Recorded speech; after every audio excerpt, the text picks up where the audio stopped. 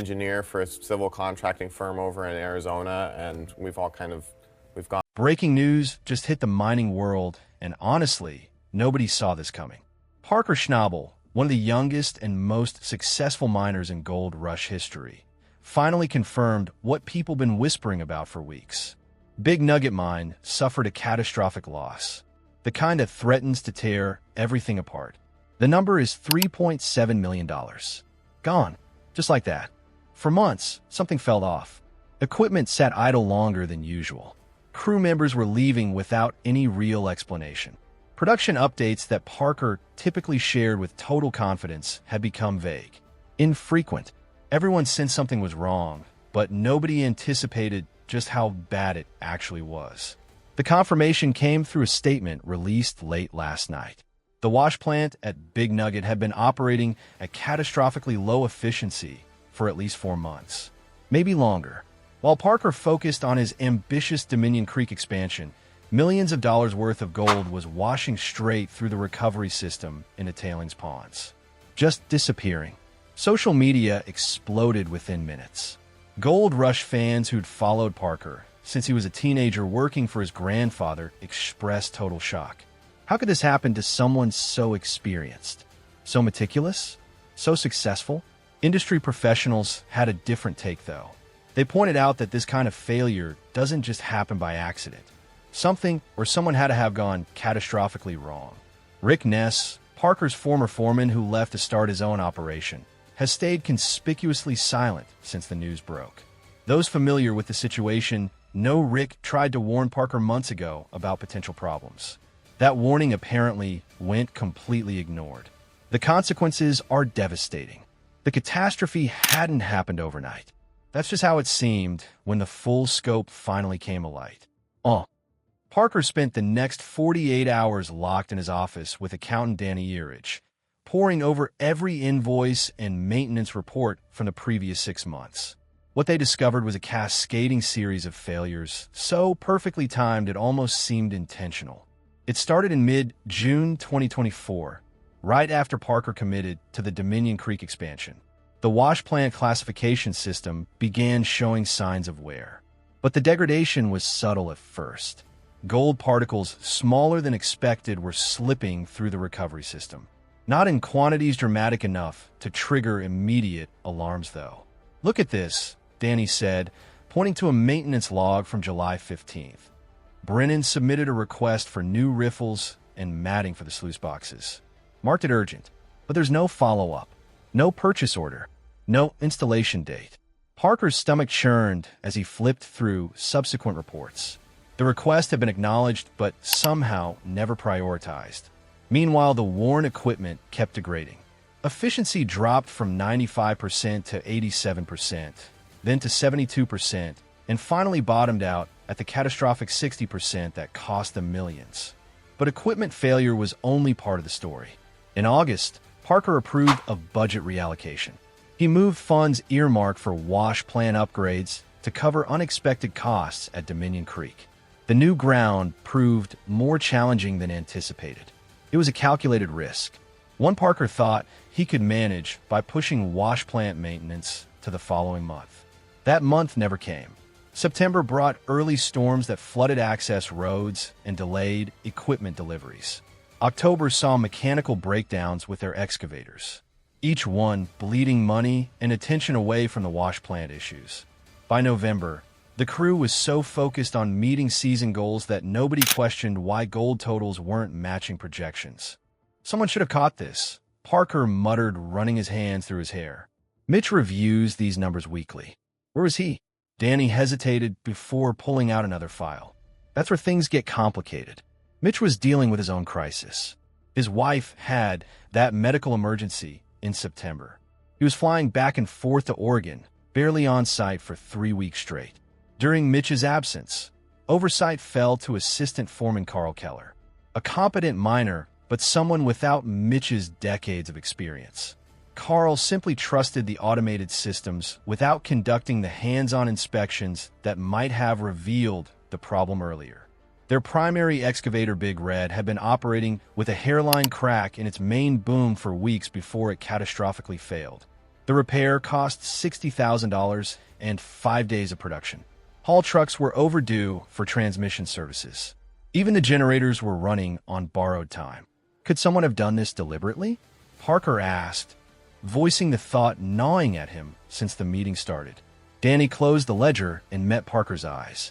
I've been asking myself the same question. The sequence of events is almost too perfect, but proving deliberate sabotage versus catastrophically bad luck is going to be nearly impossible. The morning after Parker's revelation, the crew gathered with palpable tension that made the Arctic air feel warm by comparison. Nobody made eye contact. The usual morning banter was replaced by suspicious silence and sidelong glances. Parker watched his team fragment right before his eyes. Mitch arrived late, his face haggard from sleepless nights. As foreman, he felt the weight of failure personally. The whispers had already started. How could the foreman not know? Was he incompetent or complicit? We need to talk about maintenance requests, Brennan announced, standing up without being called on. He held a stack of printed emails. I submitted 7 separate requests between June and October. Every single one was acknowledged and then ignored. Carl shifted uncomfortably. Those requests went through proper channels. I forwarded them to Parker's office for budget approval, and I never saw them, Parker interjected, which means someone in the chain deliberately buried them. The accusation electrified the room. Parker's administrative team consisted only of Danny and office manager Carla Peterson. Carla had been with Parker for 6 years, one of his most trusted employees. The suggestion she might be involved seemed impossible. Tyler spoke up with emotion, cracking his voice. Let's talk about gold counts. Who was responsible for verifying weekly cleanups? All eyes turned to veteran Miner Dummett, who'd been running the cleanup crew for 3 seasons. He wouldn't meet Parker's gaze. The counts were accurate for what we recovered, Dummett said slowly. Nobody told me to verify efficiency calculations. I reported what came out of the sluices, just like I always do. But you must have noticed we were processing more yards and recovering less gold, Mitch challenged. The ratio should have been obvious. Should have been obvious to you too, Dummett shot back. You're the foreman. Don't put this on me, because you were too busy dealing with personal problems to do your job. The room erupted. Crew members took sides. Old grievances surfaced with ferocity. Then someone mentioned a name that made Parker's blood run cold. What about Rick Ness? Tyler asked. Didn't he try to warn you about something back in August? Parker remembered. Rick had called during a rare moment of downtime. The conversation was cryptic. Vague terms about rumors he'd heard. Suggestions that Parker should audit his operation more carefully. Parker had dismissed it as paranoia or jealousy from a competitor. Rick said someone was playing games with your numbers, Tyler continued. Did you ever follow up on that? Parker hadn't. He'd been too busy, too confident. Now Rick's warning seemed prophetic, and Parker felt like a complete fool for ignoring it. Parker's financial crisis extended far beyond the Yukon. By mid-December, he found himself in a Vancouver boardroom, facing 3 investors who'd backed his Dominion Creek expansion with $2.1 million in loans. Their expressions ranged from concerned to openly hostile. Let me understand this correctly, said Marcus Holloway, a mining equipment magnate. You've lost nearly $4 million in potential gold recovery. The Dominion Creek venture is 6 months behind schedule, and you're asking us to extend your loan terms? Parker met his gaze directly. I'm not asking for extension. I'm asking for additional investment to keep operations running while we recover. I have a plan to make everyone whole, but it requires short-term capital. The second investor, Patricia Chun, laughed bitterly. Your grandfather would be ashamed of this mess. John Schnabel built his reputation on consistency and competence. You've managed to squander both in a single season. The mention of his grandfather hit Parker like a physical blow. John had been a legend in the mining community. When Parker took over after his grandfather's passing, he'd sworn to honor that legacy. Instead, he was sitting in a boardroom begging for money to cover catastrophic mistakes. Then Marcus dropped a bombshell. We've done our own investigating, Parker. Your wash plant disaster wasn't just bad luck. We have engineers who've reviewed the maintenance logs. Someone with knowledge of your operation deliberately delayed critical repairs. This wasn't negligence. This was sabotage. The word hung in the air like an indictment. But there was more coming. We've also heard about gambling debts. Marcus continued. Want to explain those? Parker felt his world tilt. During the previous winter in Reno, what started as casual poker had escalated into high-stakes games. He'd lost significant money. About $300,000 remained outstanding with lenders who weren't known for patience. That's personal debt, not operational. Parker said, try to maintain composure. It has everything to do with the mind if you're using operational funds to cover personal debts. Patricia shot back. The meeting ended without resolution. As Parker and Danny walked out, the weight finally crushed through his defenses. They're going to pull out, Parker said flatly. And once they do, the bank will call the operational loans. We'll be finished. Parker returned to Big Nugget 2 days before Christmas to find his parents Nancy and Roger waiting in his office. Their unannounced visit signaled the intervention he'd been dreading since the crisis began. Sit down, Nancy said with a tone, leaving no room for argument. We need to talk about what's really going on here. For the next hour, Parker's parents dismantled his carefully constructed explanations. They've been conducting their own investigation with help from family connections throughout the mining industry. Your grandfather saw this coming, Roger said, pulling out a letter in John Schnabel's distinctive handwriting. He wrote this 3 months before he died. Made me promise not to give it to you until you really needed it.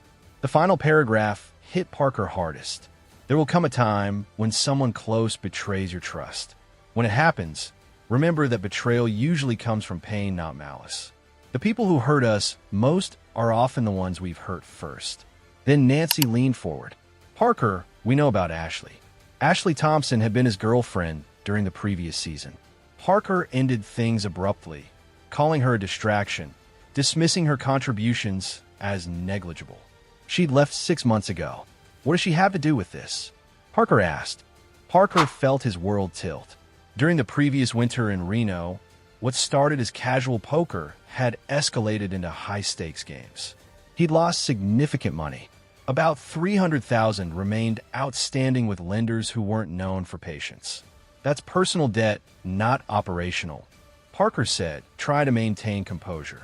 It has everything to do with the mind if you're using operational funds to cover personal debts. Patricia shot back.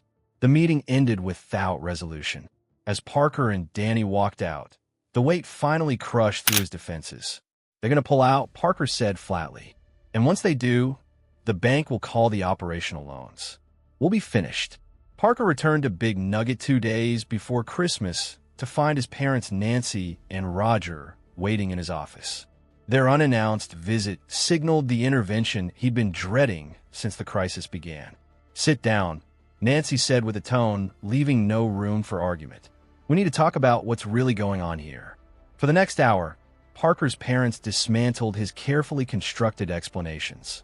They've been conducting their own investigation with help from family connections throughout the mining industry. Your grandfather saw this coming, Roger said, pulling out a letter in John Schnabel's distinctive handwriting. He wrote this 3 months before he died. Made me promise not to give it to you until you really needed it. The final paragraph hit Parker hardest. There will come a time when someone close betrays your trust. When it happens, remember that betrayal usually comes from pain, not malice. The people who hurt us most are often the ones we've hurt first. Then Nancy leaned forward. Parker, we know about Ashley. Ashley Thompson had been his girlfriend during the previous season. Parker ended things abruptly, calling her a distraction, dismissing her contributions as negligible. She'd left 6 months ago. What does she have to do with this? Parker asked. Disposable when inconvenient. I've signed papers transferring primary ownership to a family trust. My parents will have controlling interest. I'll remain as operational manager, but I'm no longer calling all the shots. Brennan stood, his weathered face thoughtful. Why should we trust you now? You just admitted you treated us like equipment. What's different? I don't know if I'm different, Parker admitted. The honesty silenced the murmurs. I understand now what my grandfather tried teaching me. But understanding and actually changing are 2 different things. All I can tell you is I'm going to try. One by one, crew members declared their intentions. Some chose to leave. Most stayed. By meeting's end, Parker retained about 70% of his crew. As people filed into the snow, Mitch held back. "You know this isn't really over, right? The damage will take years to repair." "I know," Parker said, "but at least now I understand what I'm actually rebuilding. It's not just equipment and gold counts. It's relationships, community, the things my grandfather actually valued." The massive loss wasn't really about $3.7 million washing away through faulty equipment. It was about trust betrayed and relationships broken. The painful education of a young man who thought success meant only gold in the ground. The gold would wait. It always did. But the people who helped him find it wouldn't wait forever. And that, Parker finally understood, was the real crisis.